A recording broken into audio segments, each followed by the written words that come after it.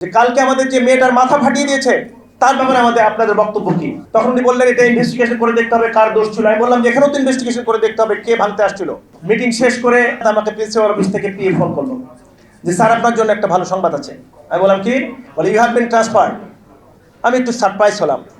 আমি যে দেখলাম মাত্র 2 ঘন্টার নোটিশে আমাকে অ্যাসোসিয়েট প্রফেসর করে কোনো নিয়ম নীতি না মেনে রাঙামাটিতে বদলি করা দেওয়া হচ্ছে। জুলাই আন্দোলন যখন শুরু হয় একদিন আমার মিসেসকে ফোন করলাম, যে তখন সবাই আতঙ্কিত, ছেলেরা যাচ্ছে, কার কি অবস্থা। আমার বড় ছেলেটার সম্পর্কে জানতে চাইলাম, ও মেডিকেল কলেজে পড়ে। আমার মিসেস আমাকে বলল যে ও তো নাই, ও তো আন্দোলনে আছে। বাবা তো আমি ওকে জিজ্ঞাসা করলাম যে ছেলেটা গেল, তুমি কিছু বললা না? তো আমার মিসেস আমাকে বলল যে দেখো, তোমরা দেশের অনেক কিছু চাও, অন্যের সন্তানরা শহীদ হবে আর তোমার ছেলে বসে থাকবে, এটা তো হতে পারে না। আমি খুব আবেগ আপ্লুত হয়ে গেলাম এবং তারপর দিন থেকে আমি আর নিজকে ধরে রাখতে পারিনি। আমার সাথে আমার অনেক সহযোগিতা ছিল, আমরা রাজপথে অংশগ্রহণ করেছি। 17 জুলাই আপনারা জানেন সলিমুল্লাহ মেডিকেল কলেজের স্টুডেন্টরা প্রথম মেডিকেল কলেজের ছাত্রদের মধ্যে তারা আন্দোলনে সক্রিয় অংশগ্রহণ করে এবং ছাত্রলীগের নিকৃষ্টতম আক্রমণের শিকার হয়ে আমাদের একটা মেয়ের মাথা ফেটে যায়। এর এই ফলশ্রুতিতে কতগুলো সংক্ষুব্ধ ছেলেরা প্রিন্সিপালের অফিস আক্রমণ করে। পরের দিন একাডেমিক কাউন্সিলের মিটিং শুরু হয়। একাডেমিক কাউন্সিলের মিটিংয়ে সিদ্ধান্ত নেওয়ার সময় আলোচনা শুরু হয়ে প্রিন্সিপাল সাহেব বললেন যে গতকাল যারা সরকারি সম্পদ নষ্ট করেছে, দ্যাট প্রিন্সিপালের রুম আক্রমণ করেছে, তাদের বিরুদ্ধে থানায় মামলা হবে। আমি উঠে দাঁড়িয়ে বললাম, স্যার ঠিক আছে, যদি কেউ এটা অন্যায় করে থাকে ইট হ্যাভ টু বি ইনভেস্টিগেটেড, কিন্তু আপনি আমাকে বলেন যে কালকে আমাদের যে মেয়েটার মাথা ফাটিয়ে দিয়েছে তার ব্যাপারে আমাদের আপনাদের বক্তব্য কি? তখন উনি বললেন এটা ইনভেস্টিগেশন করে দেখতে হবে কার দোষ ছিল। আমি বললাম যে এখানেও তো ইনভেস্টিগেশন করে দেখতে হবে কে ভাঙতে আসছিল। মিটিং শেষ হলো না, কোনো সিদ্ধান্তহীনতা আমরা বেরিয়ে আসলাম।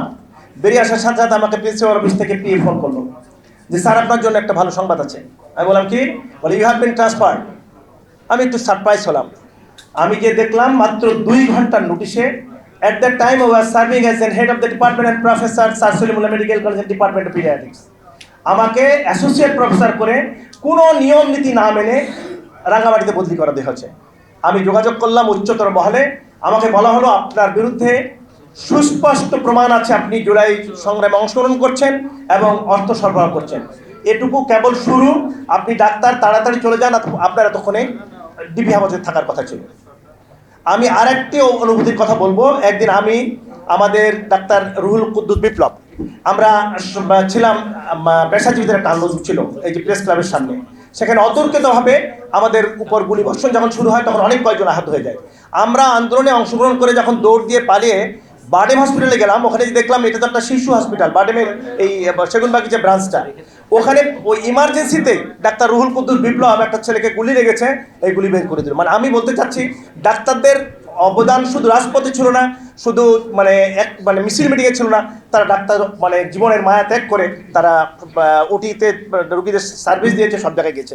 যে এরপর আমরা কি পেয়েছি?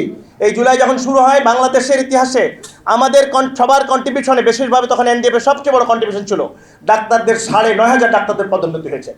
আর এর পদোন্নতি পরবর্তী অবস্থায় যখন নতুন চাকা ঘুরেছে, এরপর আমরা দেখেছি যারা জুলাই আন্দোলনে সক্রিয় অংশগ্রহণ করেছিল বেছে বেছে তাদের বিভিন্ন জায়গায় খারাপ জায়গায় পোস্টিং দেওয়া হচ্ছে।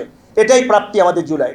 এখন দেখতে পাচ্ছি আমরা যে আবু সাইদ আমাদের অহংকার, সে আবু সাইদের কথা বলে রাস্তায় একটা মেয়ে কথা বলে যেখানে কি আমাদের শহীদ ছিল না, তাকে আমাদের যোদ্ধারায় মেরে ফেলেছে। এই জিনিস আমাদের দেখে দিতে হচ্ছে। আমরা চাই যে আগামী দিনের বাংলাদেশের স্বাস্থ্য সেক্টরে কি হতে চাই? আমরা চাই যে সুন্দর পরিবেশে, নিরাপদ পরিবেশে আমরা চিকিৎসক সেবা দিতে চাই। আর সবশেষে গভর্নমেন্টের প্রতি আমার আবেদন থাকবে যে দলীয় লেজুর ভিত্তির বিনিময় না, মেধার ভিত্তিতে জুলাইতে যাদের কন্ট্রিবিউশন ছিল তাদের কথা চিন্তা করে সেরকমভাবে পদায়ন দেন, সেরকমভাবে প্রমোশন দেন, তাহলে দেশে আর বৈষম্য থাকবে না। আমরা একটা বৈষম্যমুক্ত সমাজ আবার চাচ্ছি।